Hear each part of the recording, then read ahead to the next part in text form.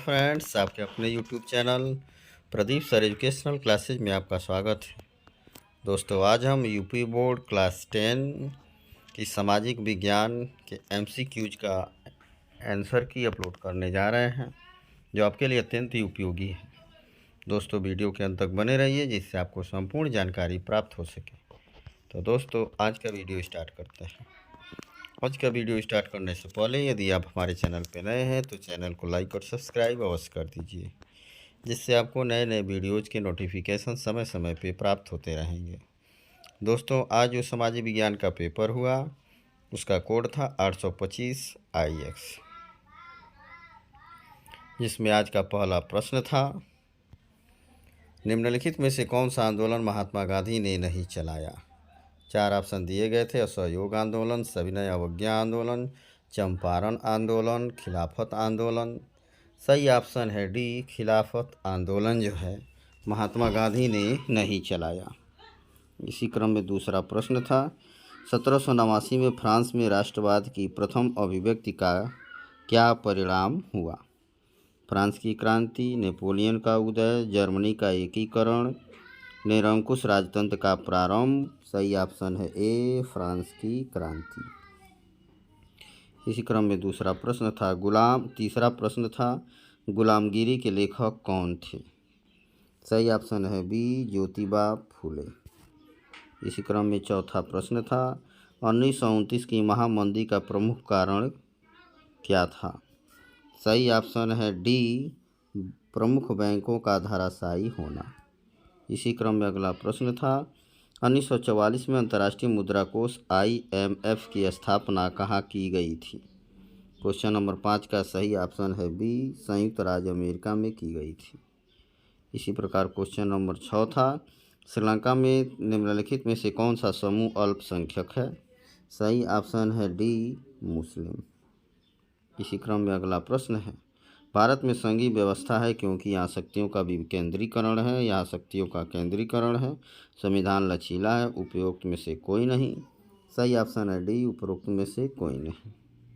इसी क्रम में क्वेश्चन नंबर 8 था, निम्नलिखित में से कौन सा संघीय राज्य नहीं है। मणिपुर, हिमाचल प्रदेश, दिल्ली, त्रिपुरा। सही ऑप्शन है सी, दिल्ली। इसी क्रम में क्वेश्चन नंबर 9 था, निम्नलिखित में से किस व्यवस्था के लिए राजनीतिक दल आवश्यक शर्त है। राजतंत्र, लोकतंत्र, तानाशाही, सत्तावाद। सही ऑप्शन है डी, सत्तावाद।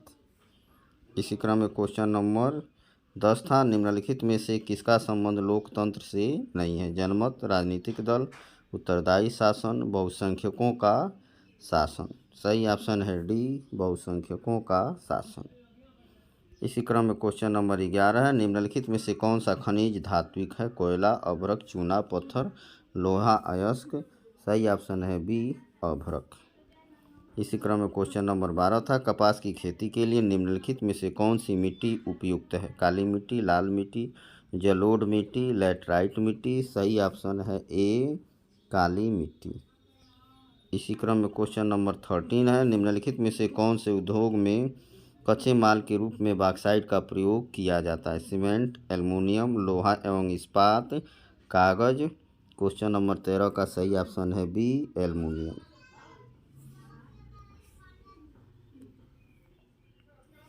इसी प्रकार क्वेश्चन नंबर 14 था, निम्नलिखित में से किसको सेवा क्षेत्रक भी कहते हैं। प्राथमिक क्षेत्रक, द्वितीयक क्षेत्रक, तृतीयक क्षेत्रक, चतुर्थक क्षेत्रक। क्वेश्चन नंबर 14 का सही ऑप्शन है सी, तृतीयक क्षेत्रक। इसी प्रकार क्वेश्चन नंबर 15 था, सार्वजनिक क्षेत्रक तथा निजी क्षेत्र के विभाजन का आधार है।